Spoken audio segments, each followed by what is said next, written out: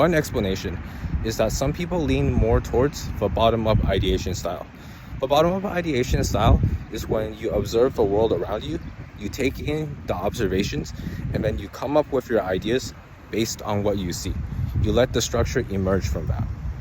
The opposite is top-down ideation, which is when you begin with your structure in mind and you already know what you're looking for. So one, the top-down ideation has a preconceived structure, and the other, the bottom-up ideation, allows the structure to emerge. The problem that bottom-up ideation can run into sometimes is when that structure doesn't emerge and it becomes this disorganized mess where the person is coming up with more and more ideas, and ideas are sparking off, sometimes motivated by FOMO, but there's not enough of cohesively integrating those ideas. One principle we can apply for dealing with this is the generation effect. The generation effect states that when you create your own material, you are more likely to remember and internalize it. So active engagement with your learning strengthens your learning.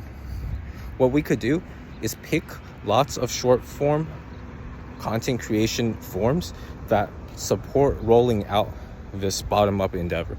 So for example, you could create lots of articles or short videos that pitch your various bottom-up details and ideas, and it doesn't take much to produce. They can be rolled out very quickly compared to, like, say, composing the entire structure of a textbook. That would be more in the forte of someone with a top-down ideation style because it requires already seeing that entire structure. But when you're composing bottom-up works, you don't need the whole structure figured out. All you need is to apply the self-containment principle, which is what is the value of this thing and how is it used? That's it. Just what is the value of this thing and how is this used? In doing that, you can very quickly develop your ideas and cluster them together into what I call lattices of knowledge. So they're like small chunks that begin to accumulate as you are doing this. So if you imagine building a Lego fort, the fort can only be built if the Legos are stacked on top of one another to make a cohesive integrated structure. That's like having a well-solidified knowledge base.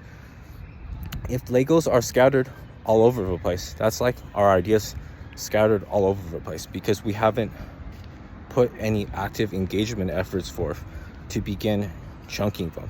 Like you're curdling some cheese, you're chunking some of those pieces.